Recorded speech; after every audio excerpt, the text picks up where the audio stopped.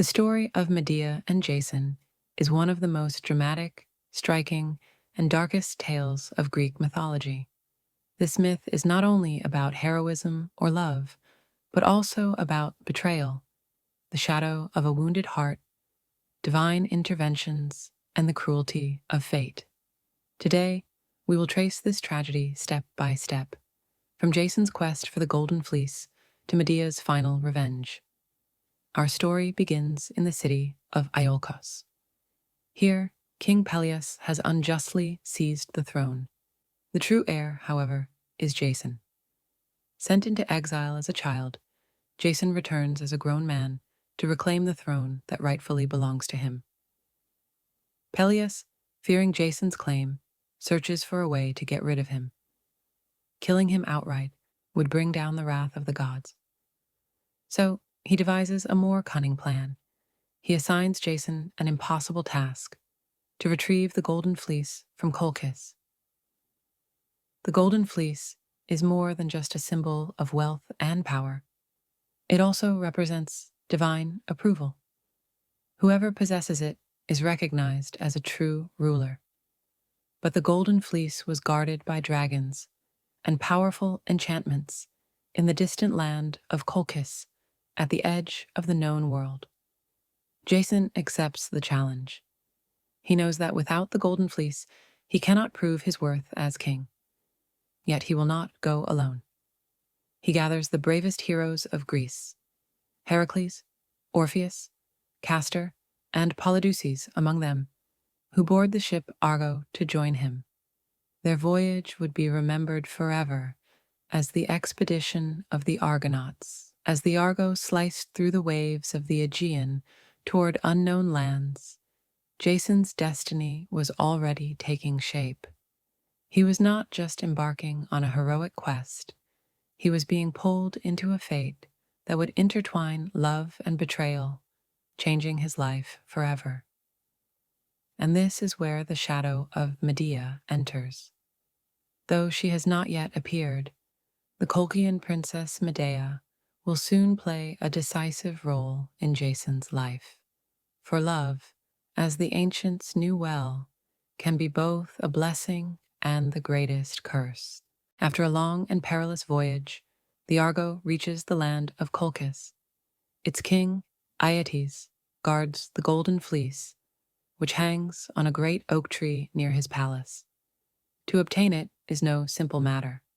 It requires not only bravery, but also wit and magic. For the fleece is not only protected by a dragon, but also by impossible tasks set by the king himself. Jason appears before Aeetes and demands the Golden Fleece. The king laughs scornfully and says, "The hero who desires the fleece must first complete my tasks. If you succeed, the fleece is yours. If you fail, you lose your life." The task is nearly impossible. Jason must yoke fire-breathing bronze bulls, plow a field with them, sow dragons' teeth into the soil, and then fight the armed warriors that spring from the earth. Jason feels helpless in the face of this trial. And here fate intervenes. Princess Medea of Colchis. She is no ordinary woman. Granddaughter of the moon goddess Hecate, she is a powerful sorceress, and the daughter of King Aeetes himself. The moment she sees Jason, her heart trembles. This is no accident, for according to myth, Aphrodite and her son, Eros, cast an irresistible passion for Jason into Medea's heart. Medea decides to help Jason, but there is a price. Jason must swear loyalty to her and never abandon her. Jason does not hesitate. Without her aid, survival is impossible. Medea gives him a magical ointment that shields his body, making him immune to the bull's fiery breath. She also whispers the secret of defeating the warriors born of dragon's teeth. Turn them against each other. Cast a stone among them, and they will fight one another.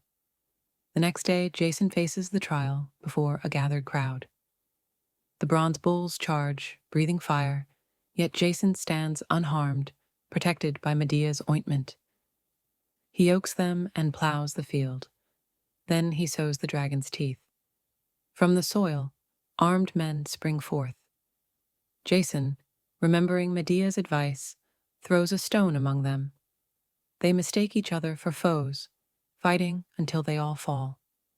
Jason triumphs without striking a single blow. The people are astonished. Aedes seethes with anger, thinking, "This foreigner should not have succeeded so easily." But Medea has already crossed a line she cannot return from, for she has given her heart to Jason, and for the sake of that love, she is willing to defy even her own father. Jason has completed the impossible task, yet Aedes does not keep his word. He refuses to hand over the Golden Fleece and secretly plots to kill Jason and the Argonauts. When Medea learns of this, she decides to help Jason once more. At night, Medea leads Jason in secret to the sacred grove where the fleece hangs. It is guarded by a massive dragon that never sleeps, its eyes burning like fire. Jason could never defeat such a beast.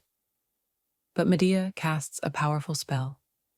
She chants incantations and uses enchanted herbs to lull the dragon to sleep. Slowly, its fiery eyes close, and it drifts into slumber. Jason seizes the Golden Fleece, shimmering in the moonlight. Yet the hardest part is not claiming it. It is escaping Colchis. Jason and Medea rush back to the Argo. When Aedes realizes his daughter's betrayal, he is driven mad with fury. He gathers his fleet and chases the Argonauts across the sea. Here, the myth reaches one of its darkest moments. Medea has brought along her young brother, Absyrtus, but when Aedes' ships draw close, she makes a dreadful choice. She slays her brother and scatters his dismembered body into the waves. Aedes halts his pursuit to gather the pieces and give his son a proper burial. In that delay, the Argo escapes.